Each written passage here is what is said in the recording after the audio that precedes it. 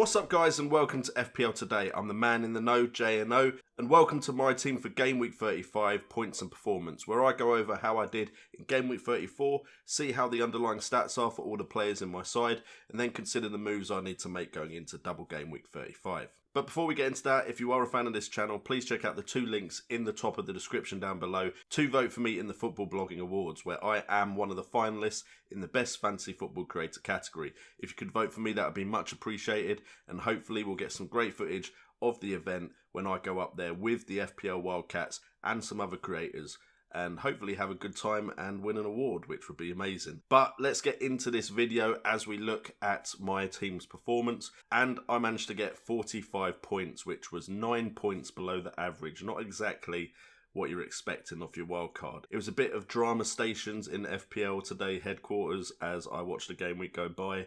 And there were some decisions that I'm not too happy with. There were some decisions I am happy with, but overall, a bit of a lackluster game week. Now on 19,563 rank in the world, which is still in the top 20k, but I was hoping to be pushing for that top 10k.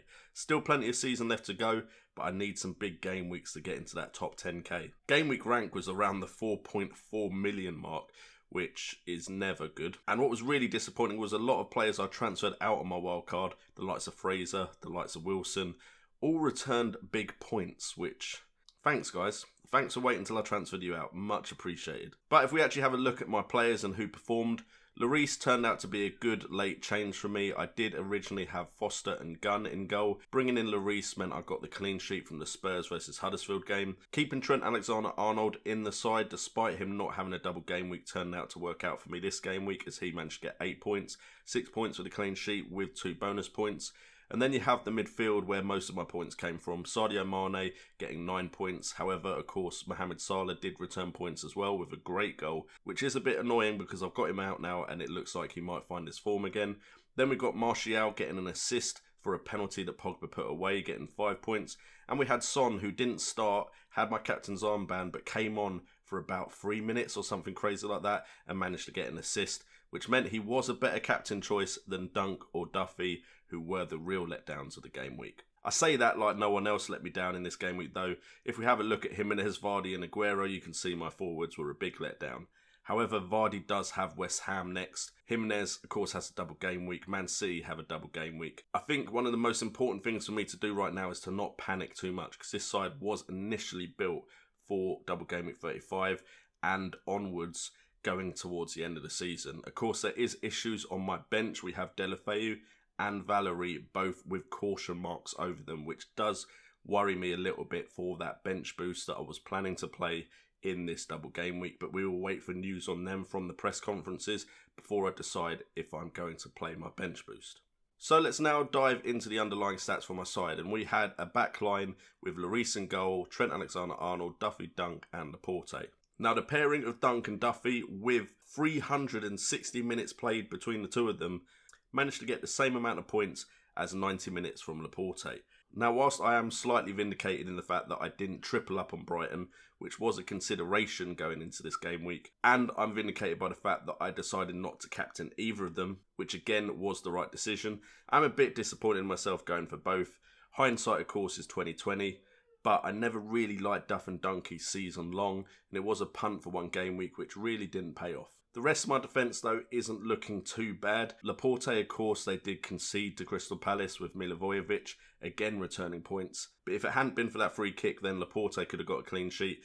Alexander-Arnold, 5.5 million, is going to be in my team season long now, unless he picks up some sort of injury. 8 points, 90 minutes played, clean sheet with 2 bonus points, 2 attempts on goal with 1 shot on target and a chance created. And Lloris, hopefully, with his easy fixtures and the new stadium, quite a few home games, hopefully Lloris will pick up a few clean sheets. Of course, he does have Man City in the Premier League next though.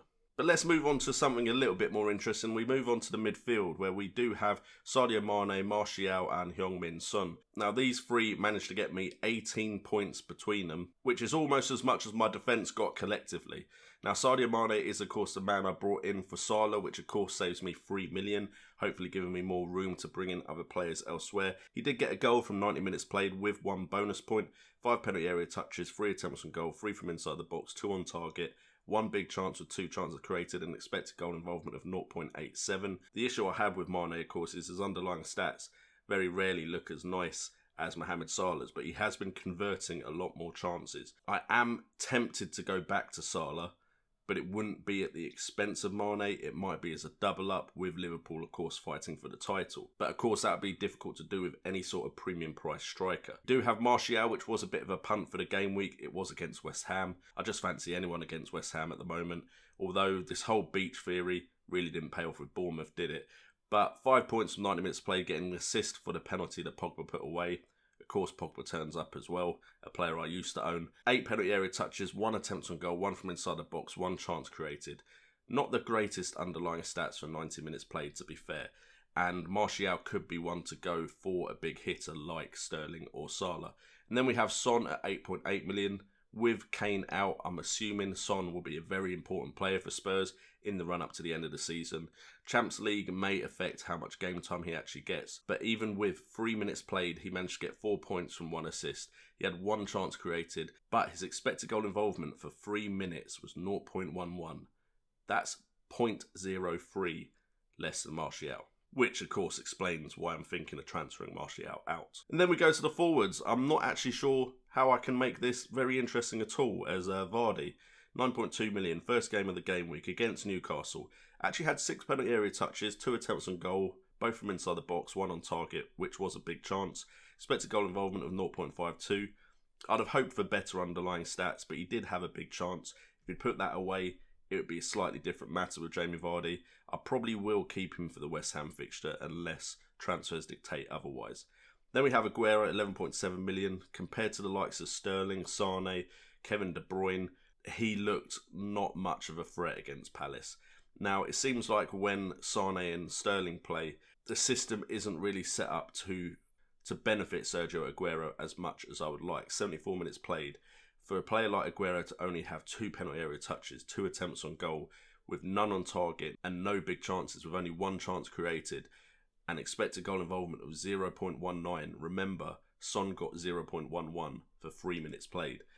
I don't think Aguero is as important as I was hoping he'd be for my FPL side compared to Raheem Sterling. That could of course change going into the double game week. I do still feel like Aguero is probably more likely to play in both and get his minutes managed in both, but Sterling just looks so tempting right now, and I don't really think I can have Aguero and Sterling in the same side right now. And then Raul Jimenez, disappointing performance, but he's done this before against lower table opposition and then turned up in big fixtures, turned up in double game weeks and blank game weeks, so on and so forth. Raul Jimenez kind of has that pass now for the rest of the season, where I have faith in him to do well eventually, no matter what. I just kind of wish I had that with Callum Wilson and Ryan Fraser, but I didn't have that patience there. Raul Jimenez has earned that patience from me. Only 1 point scored from 90 minutes played. Expected goal involvement of 0.17. Again, Son in 3 minutes got 0.11. But penalty area touches 4, 2 attempts on goal, 1 from inside the box, which was on target. And Raul Jimenez isn't going anywhere, especially with the issues I have in my current side. So speaking of my current side, the plan was always to play the bench boost in this one, with only 3 players not having a double game week. So that would have given me 12 players with a double game week. That's 24 opportunities with the 3 that weren't playing, 27 opportunities for points in double game week 35. Now if I play it in a single game week, that's still 15 opportunities for points if I play it in a single. That doesn't sound as beneficial to me as playing it this game week. The issue, of course, is Valerie and Deulofeu, both with that cautionary yellow mark on them with injuries. If Deulofeu had been on the bench against Arsenal, I probably wouldn't be as worried as I am. Valerie, of course, picking up a knock was very unfortunate.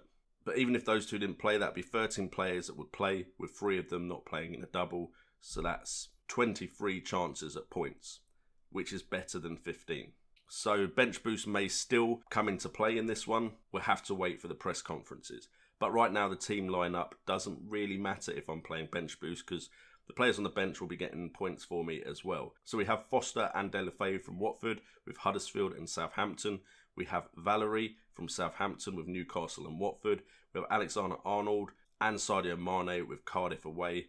We have Shane Duffy and Dunk with Wolves and Tottenham. One of them is likely to go if the other 2 with caution marks are fit for the game week. We have Heung-min Son with Man City and Brighton Hove Albion. We have Martial at the moment, who is another transfer out candidate with Everton and Man City.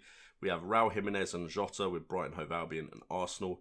Vardy has West Ham, and then Laporte and Aguero have Tottenham and Man United. And I forgot to mention Lloris there, Man City and Brighton Hove Albion, just like Son. So the moves to make if everyone is fit is Dunk or Duffy out, but potentially also a change in striker from Aguero or Vardy so that I can get Sterling in. However, Sterling with Tottenham and Man United, potentially not the player I want to bring in for that game week. Would I bring in Salah for Cardiff away? It is away, but it is Cardiff. Outside of the caution players though, and Dunk and Duffy, there isn't really anyone on this side I think I need to drastically get out for the double game week 35. Of course, I could get Aguero out to get Sterling. Sterling plays less minutes and Aguero scores just because of one single game week. I could bring in Salah because of 2 games played well. And then at Cardiff, it isn't the free-flowing game I was hoping for and there aren't points there. And wouldn't it be funny if Dunk or Duffy, whichever one I transfer out, gets points against Wolves and Tottenham when they couldn't get them against Bournemouth and Cardiff at home. So there's going to be a lot of consideration going over this side as we move into double game week 35. Like I've said to myself, and I want to say this to you guys as well, if game week 34 was disappointing for you, which I feel like for a few people it was, don't necessarily knee-jerk reaction your way out of a side that could still do well in double game week 35. My knee-jerk reaction would be to bring in Salah and Sterling because they performed so well in 34. My knee-jerk reaction is to get rid of Duff and Dunk. My knee-jerk reaction to Vardy's performance against Newcastle and Duffy and Dunk's performance against Bournemouth and Cardiff is to get rid of them.